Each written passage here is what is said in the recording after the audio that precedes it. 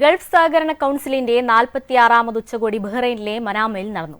രാഷ്ട്രീയ സാമ്പത്തിക സുരക്ഷാ മേഖലകളിലെ സുപ്രധാന വിഷയങ്ങൾ ഉച്ചകോടിയിൽ ചർച്ചയായി. ഭക്ഷ്യജല സുരക്ഷ, ഡിജിറ്റൽ സമ്പദ്വ്യവസ്ഥ, പുനരുപയോഗ ഊർജ്ജം തുടങ്ങിയ സുപ്രധാന മേഖലകളിൽ പങ്കാളിത്തം കൂടുതൽ ശക്തമാക്കാനും ഉച്ചകോടി ആഹ്വാനം ചെയ്തു. Dubai ബ്യൂറോയുടെ report. ഗൾഫ് സഹകരണ കൗൺസിലിന്റെ 46ാമത് സമ്മേളനമാണ് ബഹ്റൈനിൽ നടന്നത്. 6 ഗൾഫ് രാജ്യങ്ങളെയും ഭരണാധികാരികൾ ഉച്ചകോടിയിൽ സംബന്ധിച്ചു. രാജ്യങ്ങൾ തമ്മിലുള്ള ആഴത്തിലുള്ള സഹകരണം, സമഗ്രമായ ഏകീകരണം, ബന്ധങ്ങളുടെ ശാക്തീകരണം എന്നീ വിഷയങ്ങൾ ചർച്ച ചെയ്തു. രാഷ്ട്രീയ, സാമ്പത്തിക, സുരക്ഷാ മേഖലയിലെ വിഷയങ്ങളും ചർച്ചയായി. ഉദ്ഘാടന സമ്മേളനത്തിൽ ബഹ്റൈൻ രാജാവ് ഹമദ് ബിൻ ഈസ അൽ ഖലീഫ അധ്യക്ഷത വഹിച്ചു.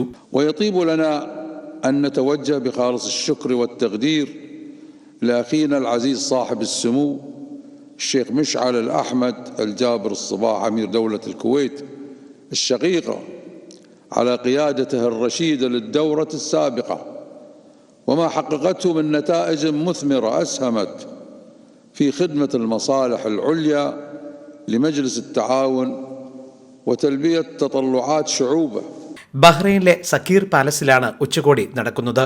അംഗരാജ്യങ്ങളുടെ നേതാക്കളും പ്രതിനിധി സംഘതലവന്മാരും പങ്കെടുത്തു.